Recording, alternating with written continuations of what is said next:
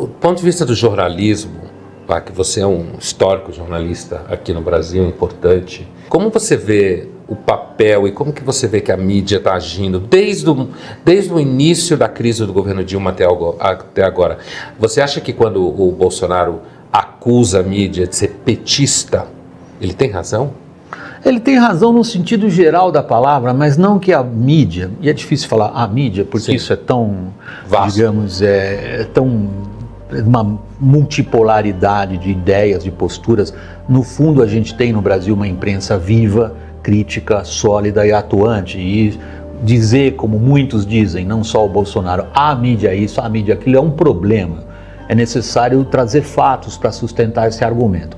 O que eu acho que sim, foi assim que eu comecei minha resposta, ele tem razão quando ele afirma, em geral, digamos, é um arcabouço cultural no sentido amplo, que você, na sua atividade acadêmica e jornalística, posso dizer, vem apontando há muitos anos já. É o que a gente chamaria em alemão de Zeitgeist, é o espírito de uma época. Muitos pensam com esse submarxismo rastaquera típico de instituições acadêmicas brasileiras, sem nem sequer saber, são contrários ao que significa tudo isso e não se dão conta a que princípios foram levados a se abraçar. Então, nesse sentido muito aberto, muito genérico, ele tem razão. A segunda parte da sua pergunta, ela é muito contundente, porque ela se dedica a estabelecer qual foi o papel da chamada grande imprensa. Aí sim, eu vou fechar um pouquinho o foco. Vou entrar nos grandes grupos de comunicação, especialmente a TV Globo. E qual é o papel desses grupos em todo esse caminho? Por exemplo, da TV Globo foi muito ruim para ela, porque desde 2013 ela não foi capaz de entender que enquanto ela buscava aplausos de grupos de esquerda pagos com dinheiro público desviado para destruí-la, uma parcela crescente da população brasileira passava a ver a TV Globo como mais uma ferramenta de perpetuação da miséria e da ignorância intelectuais e políticas no Brasil, porque é assim que ela ganha dinheiro. E ela se colocou, por decisões editoriais equivocadas, por atitudes de alguns dos seus executivos, numa situação que hoje, na verdade, a gente tem que olhar de dois ângulos. O ângulo esse que você mencionou, da grande guerra cultural brasileira, qual é o papel dos grandes grupos de comunicação nele? Foi destruído nessa onda disruptiva, perdeu a credibilidade. O outro é exclusivamente para um mestrado de business. Como é que um grupo privado, lucrativo, bem organizado, que vive da imagem, consegue se colocar numa imagem tão negativa? É um case study extraordinário.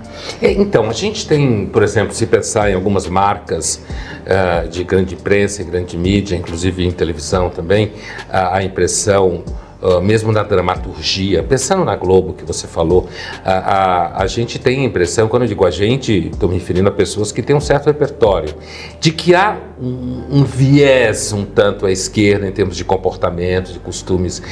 Nas novelas a gente chega a quase ter a impressão que é uma pregação, que vai um pouco ao encontro do que você está falando. É o Zeitgeist. Realmente o país adotou uma, não vou dizer agenda, porque isso não é organizado, ao contrário Sim. do que muitos nessa extrema-direita acreditam. Acham que há conspiração, um Jorge Soros ali atrás articulando o marxismo cultural, ou uma postura gramsciana. Não é. É um país que combinou acreditar em coisas erradas, achando que está sendo bonitinho. Então o politicamente correto vem daí. O politicamente correto não é outra coisa do que senão uma narrativa da realidade por interesses políticos de grupos determinados. Mas isso consegue ter um verniz de que é bonitinho, que é bom, que é positivo, que é progressista, que sinaliza um avanço. E não sinalizou avanço nem coisa nenhuma. O país continua tão injusto, tão desigual, tão racista como sempre foi. Vac, eu queria te perguntar uma coisa, assim, checar contigo, dentro do que você falava sobre uma empresa que vende um certo produto e começa a achar que seu produto é envenenado, né?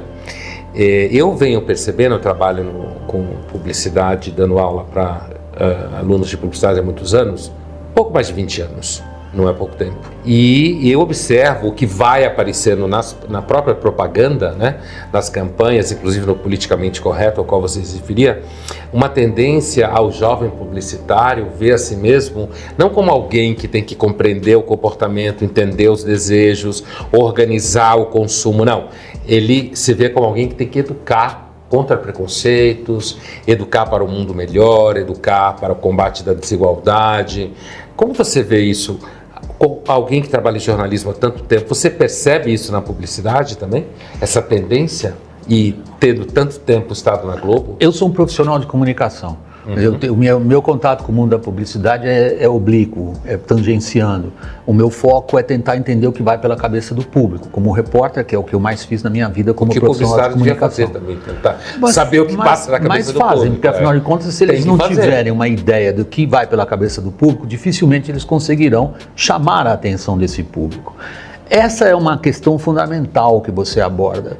Qual é a combinação entre aquilo que um jornalista considera que é essencial que o público tome conhecimento e que arrisca colocar o jornalista numa posição paternalista e quase de tutor do que o público deve saber, e o que é que o jornalista tem que respeitar que está na cabeça do público? Este mix é a arte do jornalismo e da edição no fundo. E isto muda, é volátil, e o que aconteceu nos últimos anos, com a publicidade eu não posso fazer uma afirmação tão categórica como você faz, porque você tem essas credenciais. Como jornalista eu posso. Eu acho que boa parte da perda de credibilidade de grandes grupos, especialmente a Globo, por exemplo, se dá da dissociação entre o que as pessoas veem no mundo ao seu redor e aquilo que elas recebem como material audiovisual no telejornalismo. Elas começam a detectar uma diferença. Elas começam a achar que o mundo delas é um mundo diferente daquele que lhe é servido nos noticiários. Quando essa diferença abre, ela vai incentivando a questão da perda de confiança e credibilidade. E aí, adiantando um pouquinho, é que a gente entra na questão da fake news. Fake news não é alguém dizer que o Lula tem 10 dedos, porque todo mundo sabe que ele tem 9. Fake news é a quem eu recorro para saber se são 10 ou 9 dedos nas mãos de Lula. Quando esse papel se perdeu, e ele se perdeu, aí nós temos a crise atual de credibilidade.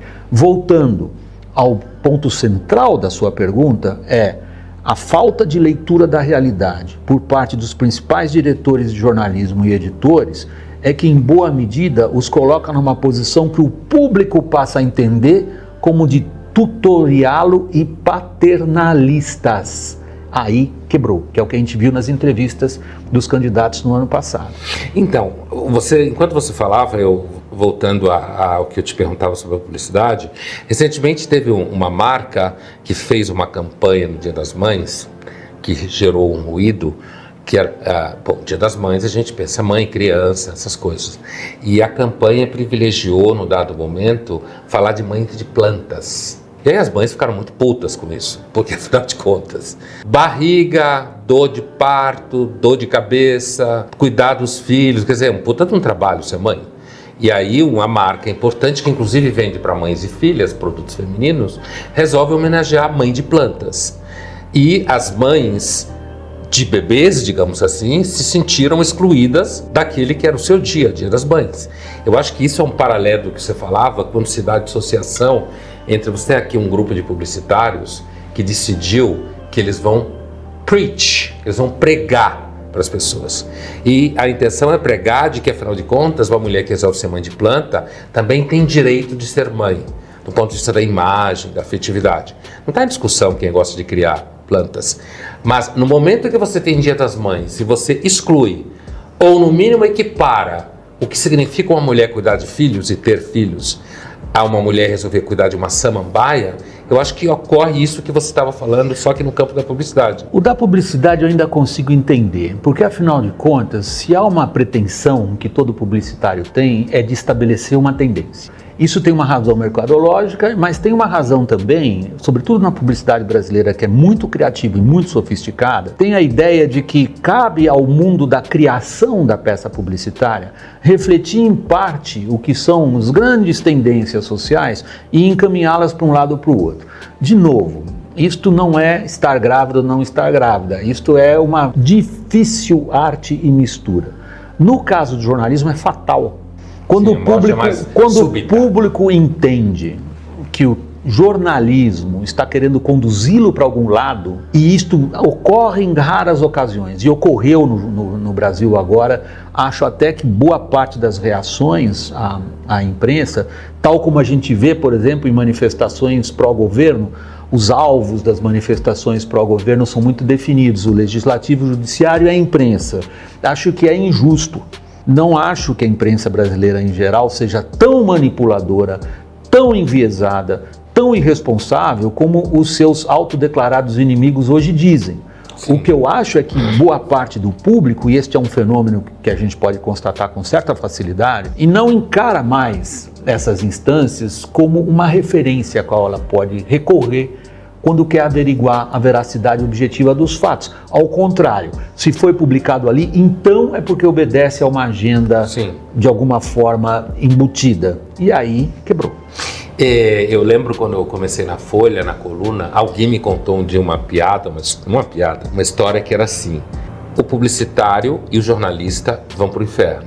O jornalista não sabe, no sentido que o jornalista achava que ele estava fazendo um mundo melhor, enquanto que o publicitário sabia que estava vendendo alguma coisa para alguém. Porque um bom publicitário é alguém que sabe o que você vai querer daqui 2 anos, e você não sabe, porque ele está lendo.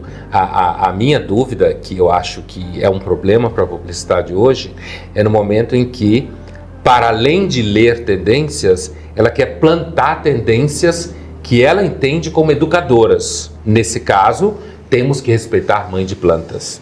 Então, ainda que eu concordo contigo, acho que no jornalismo essa morte é mais súbita, dessa credibilidade. Mas, quando quebra esse cristal, acabou. É muito difícil reparar. E você acha que no Brasil... Quebrou. Quebrou? Quebrou. Eu acho que quebrou. Eu acho muito ruim para o sistema político brasileiro e para a crise na qual nós estamos vivendo. E a gente nota que os países que estão com uma questão mais aguda de credibilidade da imprensa são os que têm mais problemas no sistema político. Todos eles. Os que melhor resistiram a isso são aqueles de sempre, né? Norte da Europa, Alemanha, mas a gente pega uma Espanha, ou mesmo uma Itália, na qual a relação público e os seus, digamos, guardiães da veracidade objetiva dos fatos, vem do inglês gatekeeper, continua razoavelmente saudável. No Brasil ela se quebrou de forma muito, muito acentuada. Isso não é bom. Eu acho importantíssimo numa democracia representativa que os grandes grupos de comunicação tenham suas opiniões e as defendam. É muito ruim quando o público considera que qualquer coisa que lhe é servido está servindo, na verdade, a um interesse escuso. É a mesma demonização da classe política que a gente tem, que nos coloca numa situação esquizofrênica, que se a gente quiser as respostas para a crise, nós teremos que esperá-las do sistema que a gente mais repudia, que é o sistema político. Você não acha que a imprensa americana também tem padecido com isso? A imprensa americana é muito tradicional e a minha formação é anglo-saxônica como jornalista. Eu vou em janeiro de 2020 para os meus 50 anos de carreira. Comecei como repórter aos 16 anos de idade, estou com 66. Então, a minha formação é toda anglo-saxônica.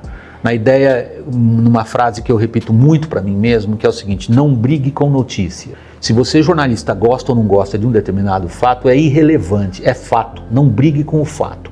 Isso me ajudou muito na minha carreira. E eu sempre tento, na medida que eu faço análise política, me despir das minhas antipatias e das minhas simpatias. A imprensa americana é a grande representante dessa forma de trabalhar para o público, com o foco no público.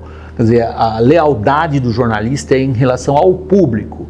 Se ele acha que ele está cumprindo uma missão, ele escolheu a profissão errada. Vai ser padre, vai cuidar de hospital, o que ele quiser. O jornalismo não pode ser encarado como missão, de corrigir o mundo, de ajudar, o que seja. É um pouco cínico, isso é, mas leva a essa questão que você levanta da imprensa americana. A imprensa americana está metida num debate político-ideológico direto, de cabeça. E até por razões mercadológicas, ocupam-se certos espaços no espectro político como benefício comercial, que a gente vê sobretudo nas televisões. Como você vê a entrada das mídias sociais nisso, como ferramenta, inclusive de jornalismo? Como é que fazer jornalismo de qualidade nas mídias sociais? As mídias sociais, elas acentuaram um fenômeno que os fetichistas da tecnologia achavam que era irrelevante, acabou sendo um fenômeno central. Quando as mídias sociais começaram a assumir esse papel tão destacado e preponderante que hoje elas possuem, muitos dos fetichistas da tecnologia achavam que o mundo seria melhor. Porque diziam assim, as pessoas têm hoje acesso ilimitado à informação. Então, se elas têm acesso ilimitado à informação, elas, com esses instrumentos, né, mostrar aqui um instrumento, não estou fazendo propaganda de ninguém, todo indivíduo tem um terminal desse na mão, pelo qual, e essa é a grande revolução da nossa época, não é a globalização, é a revolução da informação digital, pelo qual, teoricamente, qualquer indivíduo em qualquer lugar do planeta pode conversar com o outro a custo zero e sem interferência. Que isso levaria as pessoas a buscar informação que lhes auxiliaria a formar opiniões. Aconteceu o contrário.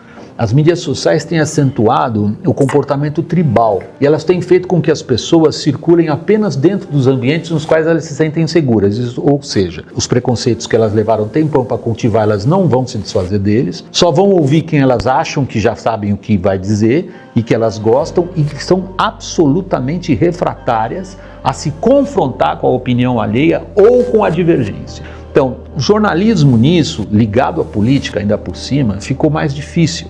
Porque é necessário, de novo, ter uma forma abrangente de narrar as coisas, que seja capaz de pular essas cercas do mundo tribal exacerbado pelas mídias sociais. A isso se acrescente o fato da velocidade da transmissão de informações falsas. Não é só interpretação errônea, é informação falsa mesmo. O que a gente conhece do movimento comunista internacional lá atrás, tinha o departamento de desinformação. Então a desinformação trafega com uma velocidade monstruosa. E na medida em que, como eu me referi, os tradicionais guardiães da veracidade objetiva do fato perdem essa função, vem aí essa lama na qual estamos jogados hoje. As pessoas acham que o WhatsApp é um meio de informação e entram nas maiores frias que se pode imaginar. E você, do ponto de vista prático, no teu mundo, na comunicação, na televisão e tal, você sentiu alguma diferença ou você não tinha contato com gerações de jovens jornalistas? Você tinha contato a ponto de perceber talvez uma diferença no sentido de uma maior influência dessa esquerda cultural ou não? Muita. Porque na minha idade, numa grande redação, eu trabalhei sempre em grandes redações, boa parte do tempo sozinho, fora, como correspondente estrangeiro. Mas os períodos em que eu estive no Brasil, eu estive integrado em grandes redações. E eu era um dinossauro, aos 66 anos o cara é um dinossauro numa redação moderna brasileira. Assim, as idades são muito menores do que eram quando eu comecei, bem que eu comecei muito precocemente, mas de qualquer maneira, essas faixas médias tiveram um problema que eu sempre brinquei muito com os sindicalistas, alguns deles gente muito inteligente, do sindicato de jornalistas, na qual eu dizia, tem dois problemas que explicam hoje baixo salário e a falta de qualificação. Foi a reserva de mercado que vocês criaram, que só podia ser jornalista quem tivesse um diploma universitário de jornalista. Isto garantiu ao patrão recrutamento de gente mal qualificada, porque as escolas de comunicação em geral são fracas e os currículos não atendem ao que é a necessidade moderna de uma profissão dessas ligada à comunicação. O segundo é que ao poder recrutar entre mal qualificados, os patrões puderam pagar muito menos. Eles ficavam loucos da vida comigo, quando dizia, ficavam loucos. Eu dizia um pouquinho exagerado, mas eu dizia assim para provocar, para encher o saco um pouco. Agora, notei isso sim. Notei que de ano para ano, digamos, a formação é mais precária e o que me parece... Aí o pessoal mais novo da imprensa vai jogar sapato na minha cara, porque é com papo de velho, né? Papo de jornalista velho. Eu entrei ainda numa época na qual havia mais rua, mais contato com a realidade do que há hoje. Isso é culpa, minha grande teoria para o público de comunicação é que a moderna tecnologia de comunicação facilitou a mediocridade. Porque você ficou olhando para a tela na redação? Não, porque você vê, como eu vi, e isso era execrável, você vê um repórter sentado na rua esperando alguém da redação dizer no celular dele o que ele vai ter que falar para a câmera. Isso na minha época era inimaginável, não existia nem um celular. E o cara tinha que resolver a matéria dele na rua por ele mesmo. Agora não, o cara está sentado lá e um gênio qualquer sentado lá atrás, confortavelmente no ar-condicionado, está dizendo pro trouxa lá na rua o que ele vai ter que falar ou não. Então, acabou, né? Quando isso acontece, acabou. É uma união que eu falo, isso é muito específico das questões de redação, é a aliança espúria entre os que escrevem e não aparecem com os que aparecem e não escrevem. Então, o que acontece? O momento de glória do repórter de televisão, quando ele está segurando aquela latinha. Se ele for para o ar, a glória é dele. Se ele não for, a culpa é da editora atrás dele. Os dois acham que estão usando bem, os dois estão acabando com a profissão. Obrigado, Vac. Foi um prazer conversar com você.